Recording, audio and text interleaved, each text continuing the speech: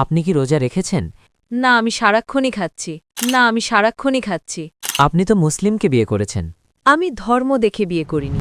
Hello doctor সাহেব, আমার নাম রুমা গুপ্তা। আমি গ্র্যাজুয়েশন সম্পন্ন করেছি।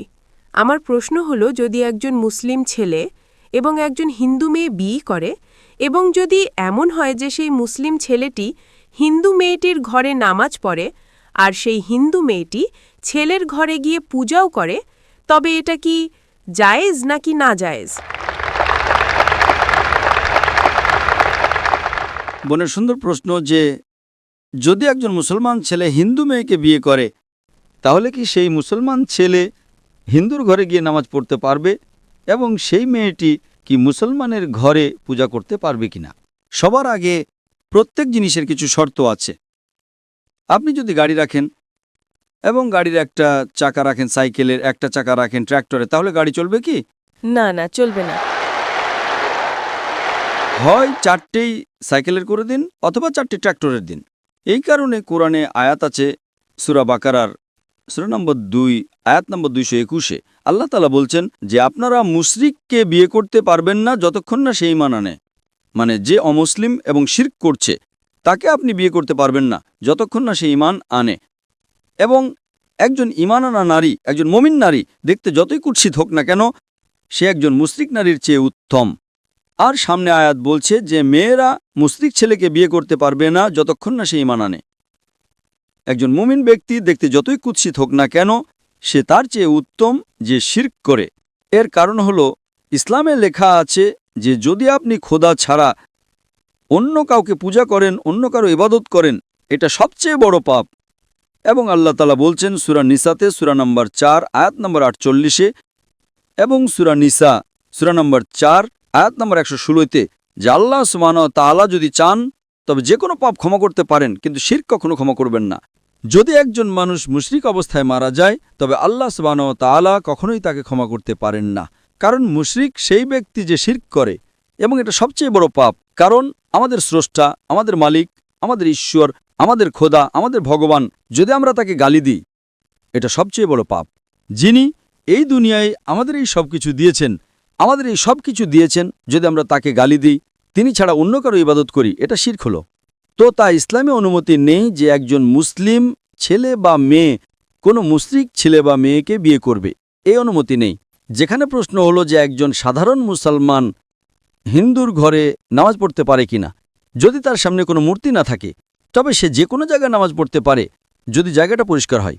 আমাদের রাসূল মুহাম্মদ সাল্লাল্লাহু আলাইহি সাল্লাম বলেছেন যে পুরো পৃথিবী, পুরো জমিন মুমিনের জন্য মসজিদ। অর্থাৎ পুরো দুনিয়ার আপনি যেখানেই নামাজ পড়তে পারেন, দেখতে হবে যে পরিষ্কার আছে, আপনি নামাজ পড়তে পারেন। তো এটা আপনি যদি হিন্দুর ঘরে যান আর সেটা পরিষ্কার থাকে, সামনে কোনো মূর্তি না থাকে, তবে নামাজ পড়াতে কোনো সমস্যা নেই। এটা জরুরি নয় যে আপনাকে বিয়ে করতে হবে তবেই আপনি নামাজ পড়তে পারবেন। বিয়ে করার দরকার নেই, নামাজ পড়ার আছে, যদি পরিষ্কার জায়গা হয় তবে কোনো সমস্যা নেই। তাই বিয়ের জন্য শর্ত হলো যে দুজনেরই ঈমান থাকতে হবে। আর যদি আপনি হিন্দু ধর্ম পড়েন তবে হিন্দু ধর্মীয় কিতাবেও এটাই লেখা আছে, যা আমি আগে পেশ করেছি ভাই সাহেবের প্রথম প্রশ্নে। আর আমি বলেছি যে হিন্দু ধর্মেও এটাই লেখা আছে, না তস্যপতি মাস্তি, সেই ঈশ্বরের, সেই ভগবানের, সেই খোদার কোনো প্রতিচ্ছবি নেই, কোনো মূর্তি নেই, কোনো ফটোগ্রাফ নেই, কোনো পেন্টিং নেই, কোনো পোর্ট্রেট নেই, কোনো আইডল নেই, কোনো স্ট্যাচু নেই। যদি এটা মেনে নেন যে কমপক্ষে যা এক হিন্দু এবং ইসলামের ধর্মীয় কিতাবে কমপক্ষে তার উপর আমল করেন, তাহলে আমাদের অধিকাংশ সমস্যা দূর হয়ে যাবে। যা এক নয় তা কাল আলোচনা করতে পারি।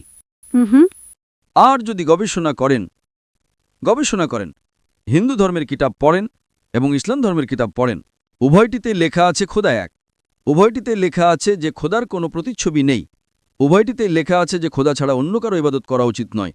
উভয়টিতে লেখা আছে যে শেষ পয়গম্বর মুহাম্মদ সাল্লাল্লাহু আলাইহি সাল্লাম। উভয়টিতে লেখা আছে যে মদ পান করা উচিত নয়। আমি সূত্র দিতে পারি। আর আমি একটা লেকচার দিয়েছি, ইসলাম ও হিন্দু ধর্মের মধ্যে সাদৃশ্য, ইসলাম ও হিন্দু ধর্মের মিল।